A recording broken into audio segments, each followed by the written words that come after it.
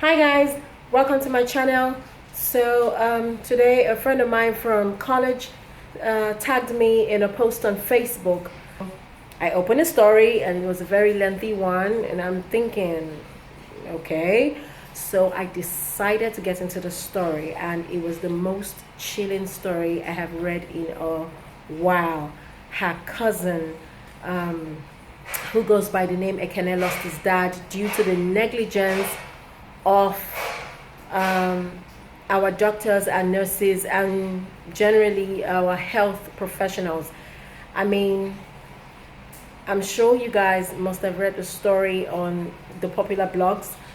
But upon reading that story, I just said no. I had to set up an appointment to meet with this young man to hear it from the horse's mouth. So on today's vlog, I will be having a chat with this bereaved guy who has lost his dad due to negligence and not because his dad just didn't make it. It's basically exposing the kind of value we place on lives in Nigeria, and also we are trying to attract the attention of the powers that be in order for them to place more value on Nigerian lives. So come with me as I go interview this young man. Okay, so let's go do this. Hey guys, so this is Ekene Mekwunye, who has just lost his dad. The popular story making the rounds on social media. How are you, Ekene? Well, I'm doing good. I've come to the realization of my new life, and I'm moving on. I am sorry for your loss. I really Thank you. am. I really am. So, I mean, we have all read the story on the internet, and I was teary when I read your story. But seeing you right here in front of me is giving me a greater amount of chill. So can you just do a recap for us about what happened? Okay. My dad had he was having. It's difficult to even put in past tense because to realize that We he understand. he no longer is. His health had deteriorated, and he was finding it difficult to breathe.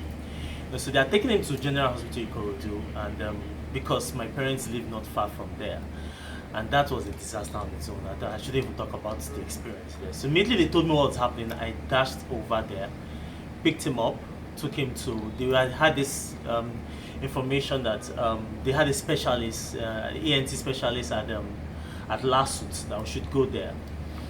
Arriving there, I mean, I never visited government hospitals. Really, I never had. So it was news to me.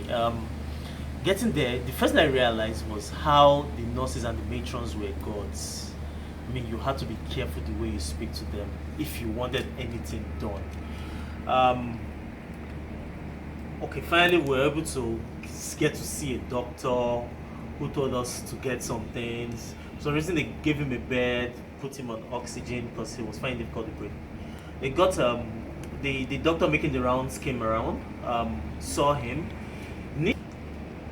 They said, okay, we need to do a CT scan, and he was in pain. And this was a Sunday. This one was on a Sunday. So they said, okay, we can't do the CT scan there because they don't have the machine at Lasut. And there was a place at Oshodi Mikio where we go do the CT scan. The next morning, I arrived very early in the morning. We couldn't get an ambulance. I couldn't believe it. I arrived at before 7 o'clock. I kept pacing around looking for how do we get an ambulance, because we've always heard and seen lots of ambulances around. They said that, well, they don't really have enough ambulances, blah blah blah. So I said, okay, fine. And my father-in-law is a doctor. He has a hospital. I can call him and get his ambulance to come pick my dad. I'll quickly go do this, because when you're going to do the CT scan, you don't eat. And they said, no, it's a hospital policy. They don't allow you do all those. And that's how the whole day passed. Even to get his blood for blood samples, because they had suggested we'll do some blood samples. Couldn't get the doctor to come take his blood samples. And this all happened at Lasut. Everything happened there. That whole day passed. I was on my feet the whole day, walking around. asking questions. Can I do this? Where can I do this? Where can I do that? They just put papers in my hands, and you had to pay for everything. But I thought they said that medical treatment is free for the elderly and for children. Well, my dad was 68.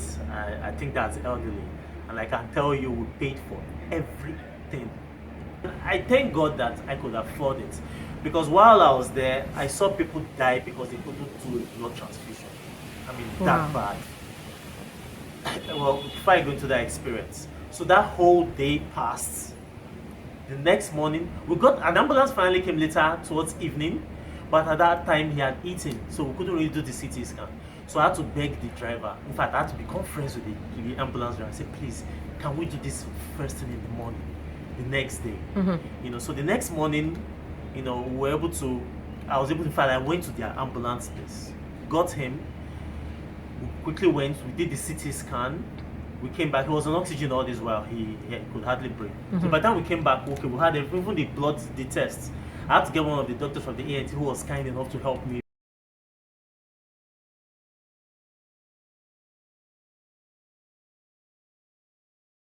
And even when the HOD came and saw the whole thing, he was like, "You don't need a CT scan to perform this. Can't you see that this guy is in pain?" You know. But for me, I didn't. At that point, I was ready.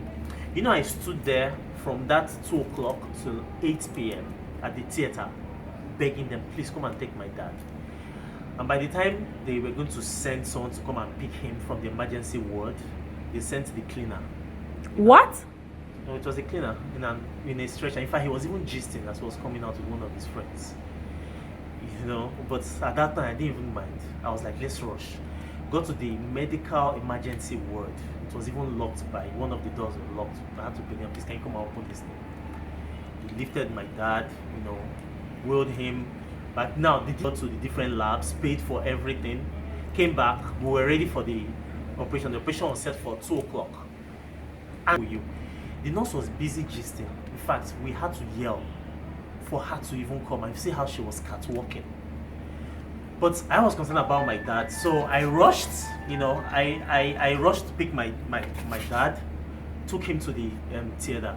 By the time we arrived at the theater, it took like 2 minutes before the matrons would even come out. In fact, by the time we got there, the cleaner just dumped him by one side and just yelled, I brought the, in Yoruba, because I speak Yoruba, but the patient, wow, and that's I mean, I brought the patient, and they just left him there. So immediately they came, I begged them, I said, you just brought him out of oxygen. Can you at least put him on oxygen first? And they laughed at me. They called me junior doctor. Wow. Like, what do you know? And while we were out there, and the lady says, at this time, I'd even paid for the procedure. And the lady said, well, I paid at the ENT place that I'm supposed to pay at the theater. Again? And I didn't even mind at the time. I mean, how much is it? Thank God I could afford it. So I said, fine, I'll pay. Not a problem. Please, can you take him in? And she looks at him and says, he even has beards. That how can you expect him to go into the theater with beards? I said, how am I supposed to know? He said, can you go and look for? I should go and look for shaving stick. I was with my younger brother then, so he dashed out. This was past 8 in the night. Where do we know where we'll find shaving stick? But for some reason, I mean, this was a life and death situation. He got shaving stick, and that's how they left him there without oxygen. Was trying to shave him. Why didn't you insist on them placing him on oxygen? I had yelled. They had said, "What do I know that? What do I know that this is their job?" Well, I had confidence in them. No, I've actually heard government workers say, "Do you want to teach me my job?" So many. I've heard, yeah. You know, so that's how finally she later said, this one is not even sharp. Let's go and look for another shaving stick. By the time we got him in fact, I was so glad that we had gotten him in.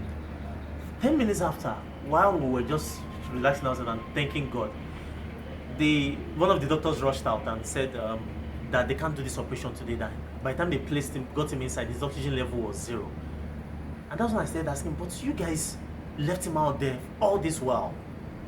And that's how, by the time they brought him out, in fact, the guy wheeling him out was even gisting with someone else. He was not even looking. His arm he almost broke his arm while he got to the door. So I was now telling him, okay, can you, since his oxygen level was that low, can you please put him on oxygen, mobile oxygen, so I can take him back to the emergency ward? Do you know, the nurse told us which one did we bring when we were coming?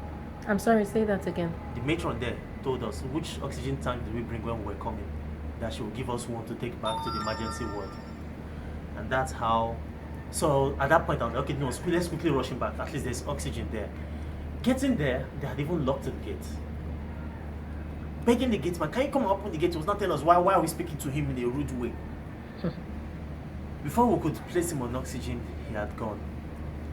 And that was when they now started bringing oxygen and all the doctors started rushing. The same oxygen she asked you if you brought Well, came out after your father passed. So that's how I lost my dad, just like that. What hurt me is not just the fact that I lost my dad, but for the fact that they treated him like a piece of meat, just treated me anyhow. And while I was there, I was telling people I was there for 3 days and I saw more people die than I'd seen in my whole 38 years on earth. People were just dying like it was in fashion. I know many times I went to meet the nurses to this person's drip is finished. Are you not going to change it? At a point, I almost became the advocate for all the people at the ward there. And this is a medical emergency ward. If you see the way they catwalk, in fact, most of the matrons and nurses, they just spend their time at one side just talking about Ashwebi and talking about relationships. And I'm like, and you dare not ask them what are they talking about. That is the end of them attending to you. So it was traumatic. I can't even begin to relay these many experiences. I saw lots of things, and that's why I decided to write the article I did, because for me, I've lost my dad. I can't save him anymore, but there are lots and lots of people that are going to be visiting these hospitals. Are they going to go through the same situation? Something is obvious. If the Commissioner for Health or the Minister of Health were to bring his dad there, everybody would sit up because he's Commissioner for Health. But you see, these are the things that millions of Nigerians go through every day. But how much is your life worth? As a Nigerian. Really. And I think that's one question we should start asking ourselves. And I really hope that people that watch this will be able to join in the conversation and let us cause a change. Thank you very much, Ekene Mekwunye, and may the soul of your dad rest in peace. Amen. Okay, go. So guys, you have heard it from the horse's mouth. Ekene Mekwunye has lost his father. Unfortunately, nothing can be done to bring him back. However, there are several other people who are in Ekene's shoes right now as we speak, and people who are likely going to be in his shoes going forward. Let me charge the Commissioner for Health, Lagos State Commissioner for Health, and the Minister of Health to kindly do something about it. We are talking about Lagos State University Teaching Hospital. All right, guys, until I come your way again next time, see you on my next vlog.